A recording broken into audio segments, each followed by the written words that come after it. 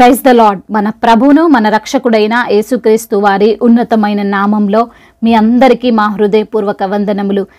ఈరోజు దేవుని వాక్యము, నినేవే పట్టణపు వారు దేవుని యందు విశ్వాసముంచి ఉపవాస దినమును చాటించి ఘనులేమి అల్పులేమి అందరును గోనెపట్ట కట్టుకొనిరి. యోనా గ్రంథము 3వ అధ్యాయము 5వ వచనము. The Ninevites believed God. A fast was proclaimed, and all of them, from the greatest to the least, put on sackcloth. Jonah chapter 3 verse 5. ఈ రోజుకు గాను కృపగలిగిన దేవుడు మనకు అనుగ్రహించిన వాక్య భాగమును బట్టి ధ్యానించుకుందాము. ప్రభునందు ప్రియమైన సహోదరి సహోదరులారా, నినేవే పట్టణము ఘోరమైన పాపము చేత నిండిపోయింది, చెడ్డ కార్యములతో నిండిపోయింది. అటువంటి నినేవే పట్టణమునకు పట్టు దుర్గతిని బట్టి దేవుడు ప్రవక్త అయినటువంటి యోనాను పంపుతాడు. దానిని వారికి ప్రకటింపజేస్తాడు. దేవాతి దేవుడు సర్వశక్తిమంతుడు మరియు అత్యంత కృపగలవాడు. ఆయన సన్నిధిలో మొర్రపెట్టు వారి మొరను దేవుడు ఎన్నడూను తృణీకరించడు, వారిని ఎప్పుడు త్రోసివేయడు అనుటకు ఈరోజు వాక్యమే ఒక బలమైన సాక్ష్యము.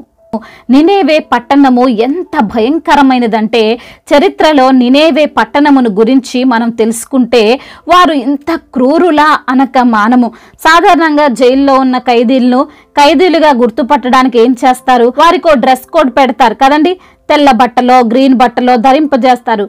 కానీ నినేవే పట్టణములోని ప్రజలను గుర్తించుటకు వారు ఆ ఖైదీలుగా ఉన్న వారి ముక్కును చెవులను కోసేవారంట.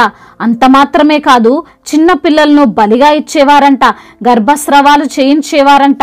ఇలా అనేకమైన భయంకరమైన దుష్కార్యాలు చేస్తున్నారనే దేవుడు యోనా ద్వారా సందేశం పంపాలి అనుకున్నాడు. అయితే యోనా మొదటిసారి ఆ నినేవికి వెళ్లకుండా తప్పించుకోవాలనుకుంటాడు. ఎందుకంటే యోనాకి నినేవే పట్టణస్థుల గురించి తెలిసుండొచ్చు. వారు ఖైదీలుగా పట్టుకొని చెవులను ముక్కులను కోస్తారేమో లేదా చంపేస్తారేమో అని భయపడి ఉండొచ్చు. అంత మాత్రమే కాదు, దేవుడు కరుణాహృదయం గలవాడు అని కూడా తెలుసు. అందుకే తప్పించుకోవాలి అని అనుకున్నాడు. అయితే ఈ రోజున ఇవ్వబడిన వాక్య భాగములో అటువంటి దుర్మార్గులు మరియు దేవుణ్ణి ఎరగని వారుగా ఉన్న నినేవే పట్టణస్థులు అందరూ కూడా యోనా ప్రకటించిన దానిని నమ్మి విశ్వసించి ఉపవాసము ఉండడానికి నిశ్చయించుకున్నారు. గోనెపట్ట ధరించారు. పాపము చేయకుండా జీవించాలని నిర్ణయించుకున్నారు. చిన్నవాణి మొదలుకొని రాజు వరకు అందరూ కూడా దేవునికి లోబడ్డారు. ఆలోచించండి, ఎవరైనా మన ప్రాంతానికి వచ్చి మీరు చేస్తుంది పాపము, మీ యొక్క జీవిత విధానము ఏమీ బాగోలేదు, మీపైన దేవుని ఉగ్రత రాబోతుంది, మీరు లయమైపోతారు అని చెబితే ఎవరైనా వింటారా అండి? నవ్విపోతారు కదా, పట్టించుకోరు కదా. వారు ఇంకా గట్టిగా చెబితే అవసరమైతే కొడతారు కూడా. ఈ మధ్య అమెరికాలో కాలిఫోర్నియాలో లాస్ ఏంజిల్ అనే ప్రాంతము అగ్నికి ఆహుతిగా అయిపోయింది. దానికి కొన్ని రోజుల ముందు ఒక సువార్తికురాలు ప్రకటించింది, మీరు పాపంలో ఉన్నారు, మీరు దేవునికి విరోధంగా జీవిస్తున్నారు, దేవుని ఉగ్రత మీ మీదికి రాబోతుంది, మారండి అని ప్రకటిస్తే ఒక్కరు కూడా ఆమె మాట వినకపోగా పట్టించుకోలేదు. దానికి పర్యావసానము ఎదుర్కొన్నారు. ఈ యొక్క వాక్య భాగములో నినేవే ప్రజలు మాత్రం అక్కడి దాకా తెచ్చుకోలేదు. అన్యులైనప్పటికీ యోనా చెప్పింది నమ్మారు. దేవుని యందు విశ్వాసం ఉంచారు. చెడు క్రియలను మానేశారు. ఉపవాసం ఉండి దేవుణ్ణి వేడుకున్నారు. అది చూసిన దేవుడు పశ్చాత్తాప్తుడై వారికి చేయుదును అని మాట ఇచ్చిన కీడు చేయకుండా మానేను అని లేఖన భాగము సెలవిస్తుంది. ఆయన వారిపైన ఎందుకు ఉగ్రత కురిపించలేదే కూడా యోనాకు చెబుతున్నాడు. ఏమనంటే 120,000 కంటే ఎక్కువై కుడి ఎడమలు ఎరుగని జనమును, బహు పశువులు గల నినేవే మహాపురమును గూర్చి నేను విచారపడవద్దా అని. అవునండి, దేవుడు అత్యంత కృపగలవాడు, జాలిగల దేవుడు, కరుణావాత్సల్యుడు. ఆయన మాట విని వాక్యమును బట్టి సరిచేసుకుంటే వారిని క్షమించుటకు దేవుడు ఎప్పుడు సిద్ధంగానే ఉంటాడు. ఈ రోజున ఈ సమయమందు ఈ మాటలు వింటున్న ప్రియమైన సహోదరి సహోదరులారా, బహుశా ఈ రోజున నీవు పాపములో ఉన్నావేమో, లేదా నీ కుటుంబము పాపములో ఉన్నదేమో, దేవునికి వ్యతిరేకమైన కార్యాలు నీ ద్వారా జరుగుతున్నాయేమో, దేవుని నామాన్ని అవమానపరిచే క్రియలు నీ ద్వారా జరుగుతున్నాయేమో. ఒక్కసారి పరీక్షించుకో.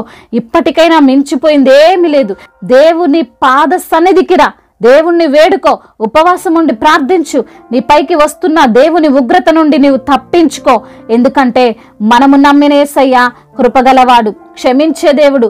నీ పైకి, నీ కుటుంబం పైకి ఏ హాని రాకుండా కాపాడగల సమర్థుడు.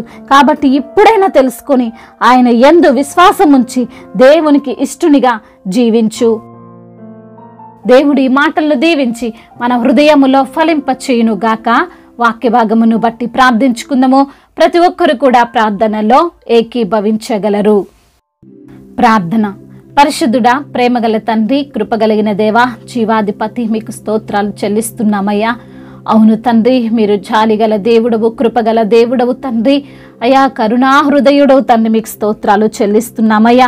ఈ రోజున నా ప్రభా, నినేవే పట్టణపు వారు మీ అందు విశ్వాసం ఉంచి ఉపవాసం ఉండి మరి తండ్రి ఘనులేమి అల్పులేమి అందరూ కూడా గోనెపట్ట కట్టుకొని అయా మీ సన్నిధిలో అయా ప్రార్థించగా వారిపైకి అయా రాకుండా ఆ యొక్క ఉగ్రతను ఆపు చేసిన దేవుడవని, అదేవిధంగా నా ప్రభువా మీరు జాలిగల దేవుడవని, అయా చేసేటువంటి కీడును కూడా తండ్రి మీరు మానుకొని వారిని తండ్రి మీరు రక్షించారని వాక్యము ద్వారా తండ్రి మీరు మాతో మాట్లాడారు. మమ్మల్ని ఎంతగానో సరిచేశారు, బలపరిచారు.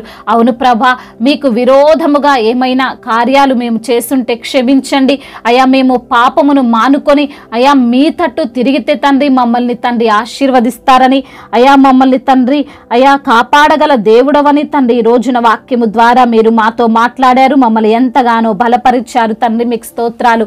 ఎందరైతే బిడ్డలు అయా ఈ రోజున తండ్రి వారికి ఉన్న సమస్యలను బట్టి, వారికి ఉన్న ఇబ్బందులను బట్టి, వారికి ఉన్న అవసరతలను బట్టి మీ సన్నిధిలో ప్రార్థిస్తున్నారో ప్రతి బిడ్డ మొరను మీరు ఆలకించండి. అడుగుడి ఇవ్వబడునంటున్న దేవుడవు తండ్రి, బిడ్డలకున్న అనారోగ్యమును బట్టి మీ సన్నిధిలో అడుగుచుండగా నా ప్రభువ సంపూర్ణ స్వస్థతను దయచేయండి. ఏ రోగము, ఏ బలహీనత, ఏ యొక్క వ్యాధులు వారికి తండ్రి లేకుండా ప్రభ మీరు వారిని స్వస్థపరచండి.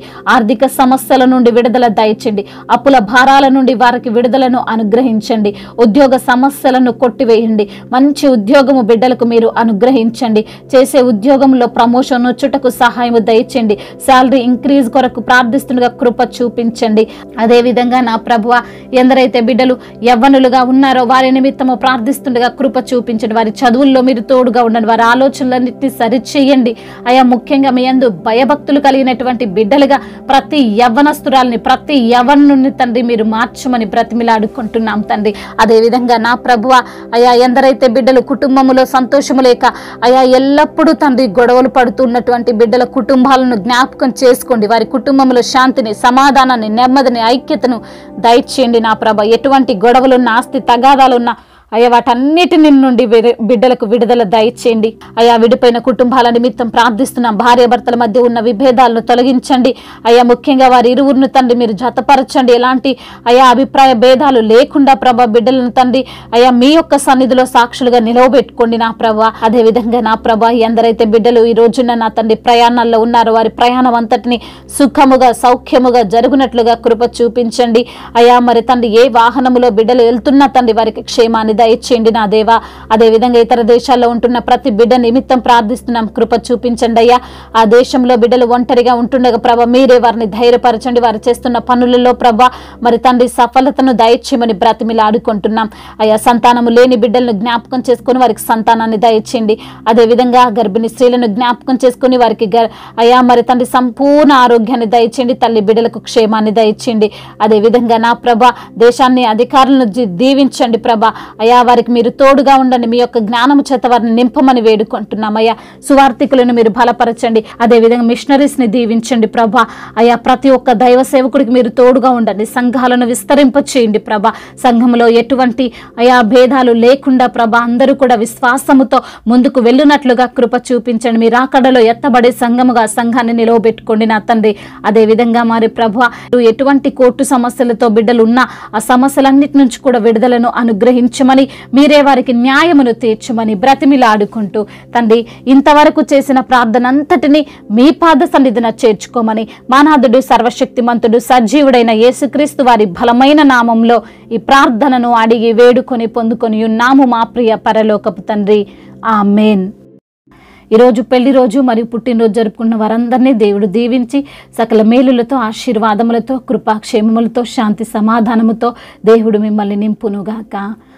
మీ యొక్క ప్రార్థన అవసరతలను మాకు తెలియజేయగలరు. మీ కొరకు మేము తప్పక ప్రార్థిస్తాము. మొదటిసారిగా మన యొక్క ఆదరణ వాక్యం చూస్తున్నట్లయితే తప్పకుండా సబ్స్క్రైబ్ చేసుకోగలరు.